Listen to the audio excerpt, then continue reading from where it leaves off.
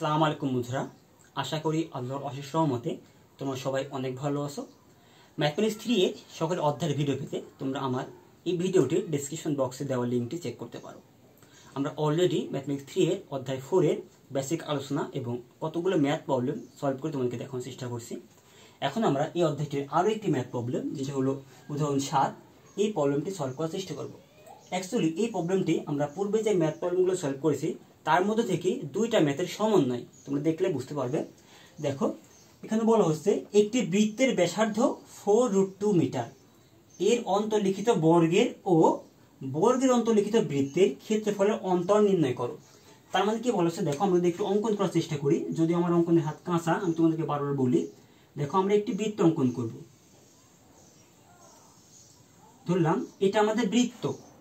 এখন আমরা কি করব, বৃত্তের অন্তর্লিখিত বর্গ, তার মানে এই বৃত্তের মধ্যে একটা বর্গ অঙ্কন করব।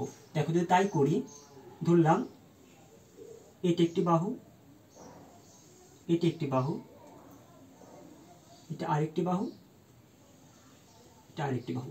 ধরলাম এটা আমাদের একটি বর্গ, ঠিক আছে। তো এখন আমার বলা হয়েছে কি, দেখো এটা গেল বৃত্তের অন্তর্লিখিত বর্গ, আবার আছে কি বর্গের অন্তর্লিখিত বৃত্ত। তো আমাকে কি করতে হবে, এর অন্তরে আবার কি করতে হবে, আরেকটি বৃত্ত অঙ্কন করতে হবে। যেহেতু আমার বর্গটা হলে ভালো হয়নি, এই জন্য বৃত্তটিও আশা করছি ভালো হবে না আসলে। তারপরে ধরে নাও যেমনটি হবে।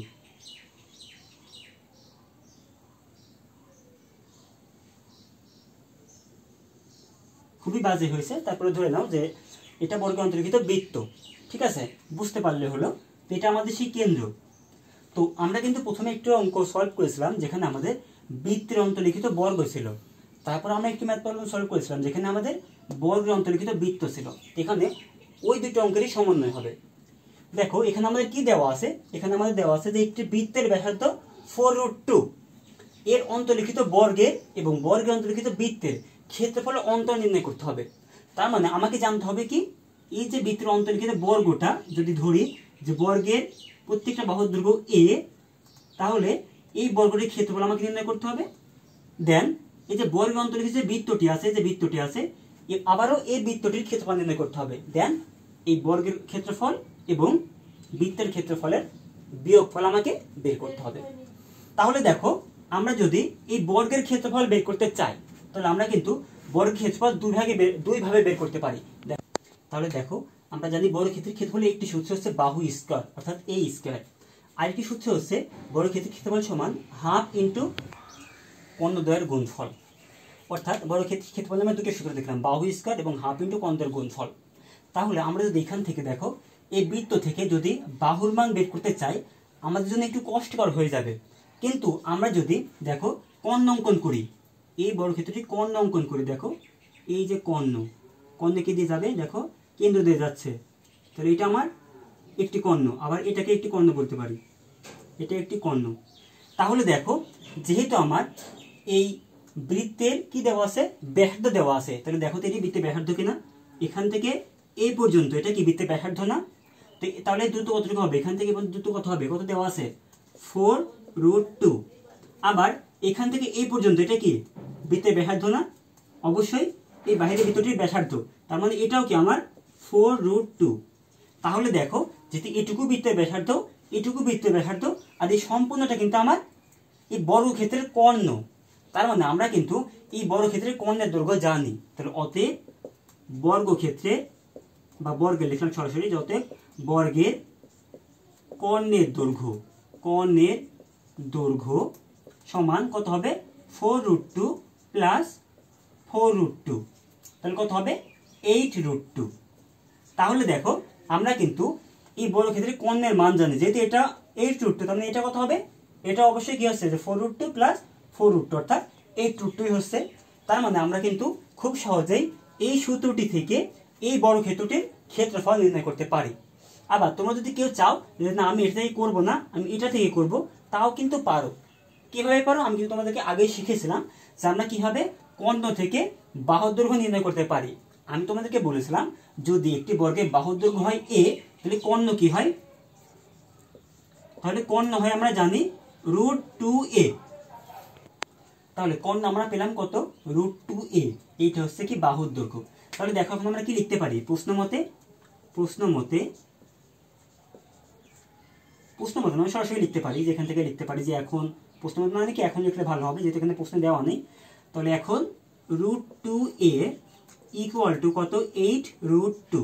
তাহলে আমরা যদি √2 কেটে তাহলে কি পাচ্ছি, অর্থাৎ a ইকুয়াল টু পেলাম কত 8। তার মানে দেখো আমরা কিন্তু বাহুর দৈর্ঘ্য পেয়ে গেছি, যে প্রত্যেকটা বাহুর দৈর্ঘ্য কত হবে 8 হবে। কত হবে 8, কত 8। তাহলে এখন দেখো আমরা যেহেতু এই বড় ক্ষেত্রটির কর্ণের মান জানি, তো আমরা এখান থেকে ক্ষেত্রফল নির্ণয় করতে পারবো। আবার যেহেতু এই বড় ক্ষেত্রটির বাহুর মান জানি, তো এখান থেকে আমরা ক্ষেত্রফল নির্ণয় করতে পারবো। একই মান আসবে, তোমার যেখানে খুশি বসাও, এই সূত্রে বসালে কর্ণ বসাও আর এই সূত্রে বসালে বাহু বসাও। আচ্ছা আমরা যদি বাহু থেকে নির্ণয় করতে তাহলে কি পাচ্ছি দেখো a স্কয়ার অর্থাৎ 8 স্কয়ার, আর আমরা যদি 8 কে স্কয়ার করলে কত হয় 64 অর্থাৎ 64। তাহলে কি আছে এখানে মিটার, তাহলে বর্গ মিটার। তাহলে দেখো আমরা কিন্তু এই বর্গ ক্ষেত্রটির ক্ষেত্রফল পেয়ে গেছি। এখন আমাদের কি করতে হবে, জাস্ট এই বর্গের অন্তর্লিখিত বৃত্তের ক্ষেত্রফল নির্ণয় করতে হবে। তারপরে এটা থেকে ওইটা বাদ দিয়ে দিলে আমরা অন্তরটি পেয়ে যাব। তাহলে এখন আমাদের উদ্দেশ্য কি বৃত্তের ক্ষেত্রফল নির্ণয় করা, যেহেতু বর্গের ক্ষেত্রফল নির্ণয় করা শেষ, এখন আমাদের উদ্দেশ্য বৃত্তের ক্ষেত্রফল নির্ণয় করা। তো আমরা জানি বৃত্তের ক্ষেত্রফল হচ্ছে পাই আর স্কয়ার। তার মানে এখন আমাদের কি লাগবে দেখো বৃত্তের ব্যাসার্ধ লাগবে। তো দেখো তো বৃত্তের ব্যাসার্ধ কোনটুকু, যদি এখান থেকে ধরো তাহলে এখান থেকে এই পর্যন্ত হচ্ছে আমার বৃত্তের ব্যাসার্ধ, তাই না? এখান থেকে এই পর্যন্ত আমার বৃত্তের ব্যাসার্ধ। তার আগে দেখো যদি আমি পুরোটা কল্পনা করি, তো এখান থেকে পুরোটা কল্পনা করি, এখান থেকে এই পুরোটা, তাহলে এটাকে আমরা কি বলবো বলতে বৃত্তটির ব্যাস বলবো না? এখান থেকে এই পর্যন্ত দেখো বৃত্তের এই মাথা থেকে এই মাথা পর্যন্ত, তার মানে এটা কি বৃত্তের ব্যাস, কেন যেহেতু কেন্দ্র দিয়ে গেছে, তো এটা বৃত্তের ব্যাস। দেখো বৃত্তের ব্যাসটা আর বর্গক্ষেত্রের বাহুটা কিন্তু সমান, আমরা আগেও করেছিলাম, এটা তোমাদেরকে আগে বুঝিয়েছি, কিন্তু তার মানে তোমাদের এটা রিপিট করে বুঝাচ্ছি আমি। দেখো এই যে বৃত্তের ব্যাসটা আর বর্গক্ষেত্রের বাহুটা কিন্তু সমান। তো দেখো বর্গক্ষেত্রের বাহু যেহেতু 8, বর্গক্ষেত্রের বাহু যেহেতু 8, তাহলে অবশ্যই কি হবে বৃত্তের ব্যাসটাও 8 হবে। তাহলে আমরা লিখতে পারি যে বর্গের বাহু সমান বৃত্তের ব্যাস, তাই না? তাহলে দেখো বর্গের বাহু কত 8, তাহলে বৃত্তের ব্যাস কত হবে 8 হবে না? অবশ্যই 8 হবে। তাহলে অতএব বৃত্তের ব্যাসার্ধ কত হবে বলো তো? আমরা জানি ব্যাসার্ধ হবে ব্যাসের অর্ধেক, অর্থাৎ 8/2 অর্থাৎ 4।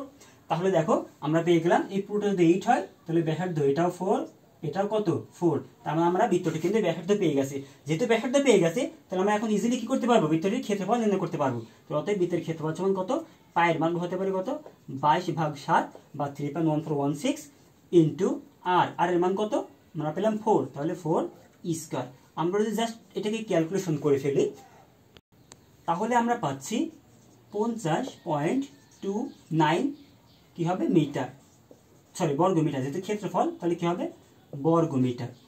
তাহলে এখন দেখো আমরা কিন্তু যেমন বড় ক্ষেত্রের ক্ষেত্রফল জানি 64 বর্গ মিটার, আবার এই বড় ক্ষেত্রের অন্তর্লিখিত যে বৃত্ত আছে এর ক্ষেত্রফল জানি 50.29 বর্গ মিটার। তাহলে এখন আমাদের কি করতে হবে, এদের অন্তর বের করতে হবে। আর আমরা জানি অন্তর মানে কি বিয়োগফল, তাহলে বের করে ফেলি যে অতএব তোমরা লিখে দিবা যে অতএব বর্গের এবং বর্গের অন্তর্লিখিত বৃত্তের ক্ষেত্রফলের অন্তর, আমি লিখলাম নত, জাস্ট লিখলাম অন্তর, তোমরা লিখবা কি বর্গের এবং বর্গের অন্তর্লিখিত বৃত্তের ক্ষেত্রফলের অন্তর সমান ওই যেটা থেকে 64 থেকে বাদ দিবা কত 50.29। তাহলে দেখো আমরা পাচ্ছি কত, 64 থেকে যদি 50 বাদ দিই তাহলে আমরা পাচ্ছি 13.71, যেহেতু ক্ষেত্রফল তার মানে অবশ্যই কি হবে বর্গ মিটার। এটাই কিন্তু আমাদের অ্যান্সার। আশা করি তোমরা বুঝতে পেরেছো। তারপরেও আমি আরেকবার ওভারভিউ করে দিই। দেখো এখানে আমাদের একটি বৃত্তের ব্যাসার্ধ বলে দেওয়া ছিল 4√2, দেন বৃত্তের অন্তর্লিখিত একটি বর্গ ছিল আর বর্গের অন্তর্লিখিত একটি বৃত্ত ছিল।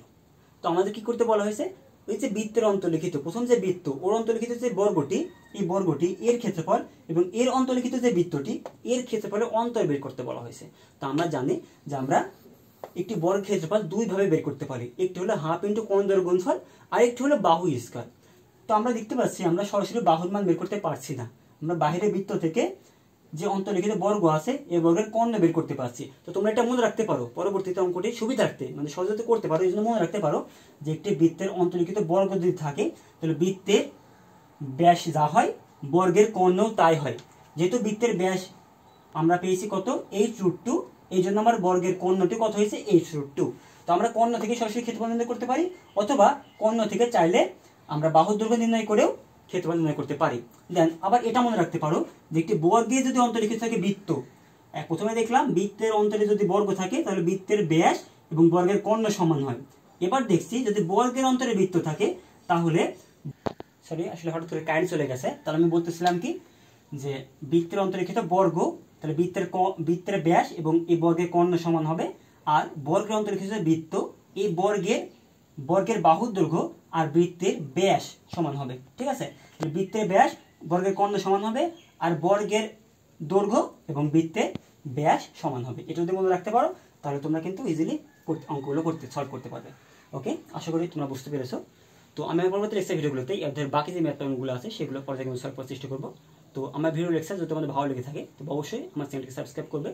আর তোমাদের যে কোনো প্রবলেম যদি আমার সঙ্গে শেয়ার করতে চাও তাহলে আমার ফেসবুক গ্রুপ এবং ফেসবুক পেজ সিএস ফ্যামিলি এখানে জয়েন হতে পারো এবং তোমাদের প্রবলেম আমার সঙ্গে শেয়ার করতে পারো। এতক্ষণ সঙ্গে থাকার জন্য ধন্যবাদ। আল্লাহ হাফেজ।